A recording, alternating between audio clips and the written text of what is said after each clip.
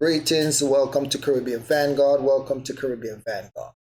Today I'm going to talk about a situation that happened in Kansas City involving the young man you see here holding the saxophone. His name is Ralph Yarl. Ralph Yarl is a 16-year-old who happened to ring the wrong doorbell. He rang the doorbell of the man you see above me. He's wearing the blue jacket, yellow sleeves. He's an 84-year-old man by the name of Andrew Lester. Andrew Lester was recently in court and he pleaded not guilty for charges for first-degree assault and criminal action during his first appearance. His court, he's set to be back in court on June 1st. Prosecutor did say that there are some racial component to the case, as will confirmed by his grandson that you see right here in the camera, he's wearing the glasses. He did an interview with Don Lennon. In that interview, he had a lot to say. Kudos to him for coming out and speaking as his grandfather. He said that him and his family stands with Ralph, right? And condolences to Ralph and his family as well. I pray that he have a speedy recovery.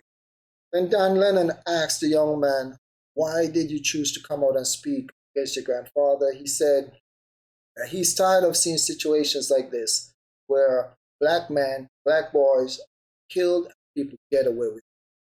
He also talked about his grandfather spending numerous hours, spending all day listening to Fox News and other right-wing conspiracy theory groups and so forth.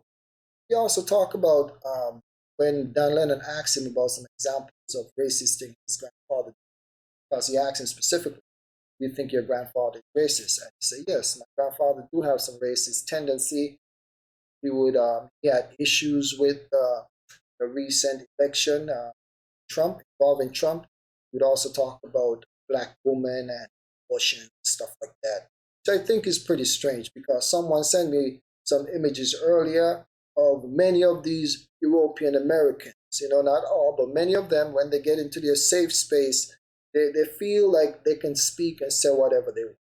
In some of these discussions, these people have this paranoia, this fear, and this anger about becoming minorities in the country. So on one end, they talk about black women having abortion, having an issue with it, but yet on the other hand, they talk about, they express their fear in becoming.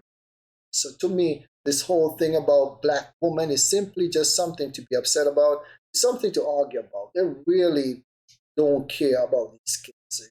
It's just something to talk about. Yeah, so I'm going to share some of these messages in a few, but I also spent some time listening to Fox News today as they cover the case. As I usually do, I try to listen to both sides of the media. I know that surely the left-wing media do spin it in a way that's advantageous to them. So does the right-wing media.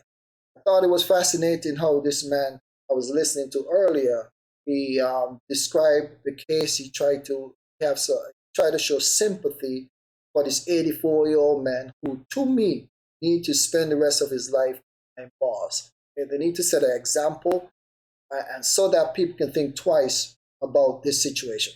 So this guy on Fox News, of course, he started off with their regular way of doing things by saying, "Oh, it's terrible what happened today. It's terrible. The case is terrible." But yet he's gonna still try to walk the line and talk about, "Oh, we don't have all the evidence and so forth. So you don't know."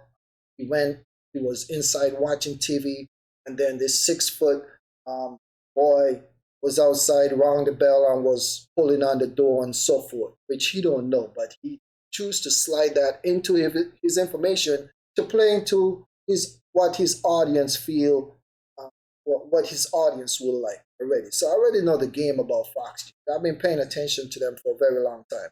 You talk about the size or the stature of the man, but they want to somehow, he's going to mention 6 feet, but he want to exclude the fact that the boy is black. So you can see that he's 6 feet, and that is somehow threatening, but you don't see black. That's what they try to do, and that's why their argument is so disingenuous, because they try to act as if they don't see colors.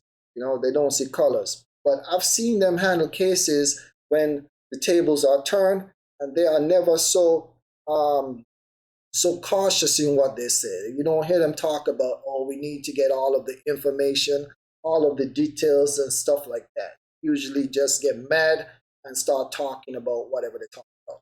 But anyway, here are some of the images that I talked about earlier, the discussions between these people in their safe space. Right, here you go.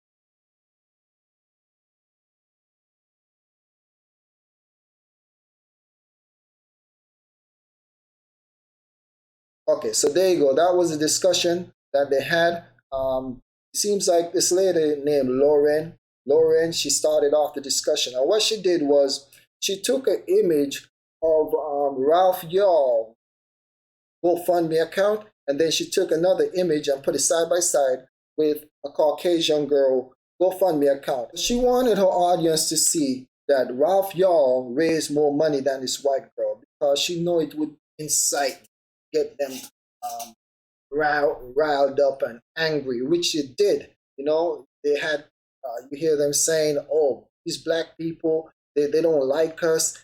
When we become minority, they're not going to treat us good. We need to separate from them and stuff like that. You see in some of the discussion that I shared with you know, which is funny to me because there are many people who would like to trade places with these people, right? If you look up the 100 richest people on the planet or the 100 richest family, they are the ones who are going to show up. You go, the nicest place on earth, they live in those places. It's as if they spend so many years having access to everything and everyone and not being told no. And even if someone tells them no, they usually get their way, that they just upset and feels like if anyone should tell them no, that it is an attack on them, you know, which is like spoiled kids.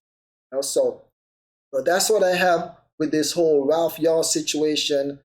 Again, I pray that he recover, get back to his full self so that he can get out there and do things that kids his age needs to be doing, not fighting for his life because he happened to ring the wrong doorbell. Yeah. But anyway, until next time, be blessed.